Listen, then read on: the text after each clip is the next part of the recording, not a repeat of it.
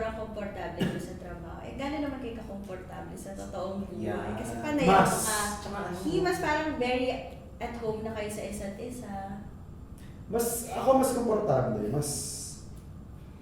siya yung kaibigan ko na babae na talagang anything, everything, kaya kong ipakita yung sarili ko, yung totoong sarili ko sa kanya. Ganun ako komportable. Ikaw, ay Angeline. Sabi mo din. Hindi, kasi alam naman po ni Eric yun na siya po talaga yung isa sa mga taong importante sa akin ngayon. So hindi ko po yun pinagkakaila. At alam naman din na yun. So, sobrang komportable ako siguro dahil star power pa lang, kasama ko na siya eh, di ba? So, ilang taon na rin po It's been years na nabigyan pa ng chance na magkasama kami sa abroad, out of town. So, mas lalo kong nakikilala yung off-cam na Eric Santos po. At wala naman akong masabi kundi napaka-sweet na tao, napaka-humble na tao, napaka-poging tao. Pero having said that, nabalita naman parang 3 beses kanya na tinanong kung kailan pwede mo. Saan? Parang kapapanood lang namin. 2 araw pa nga yung pinalabas. Uulitin ba natin dito sa pep talk yun? Lilinawin lang Oo, natin. linawin. Ilinawan mo daw yung lens na malabo.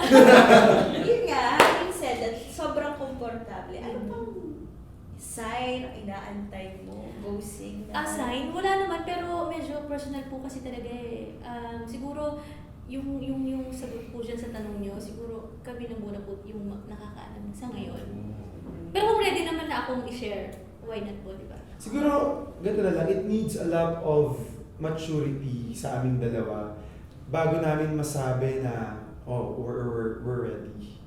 Kasi sa ngayon, ang dami niya pang gustong gawin. Ako naman, bukod sa marami akong gustong gawin, marami rin akong mga obligasyon din, di ba?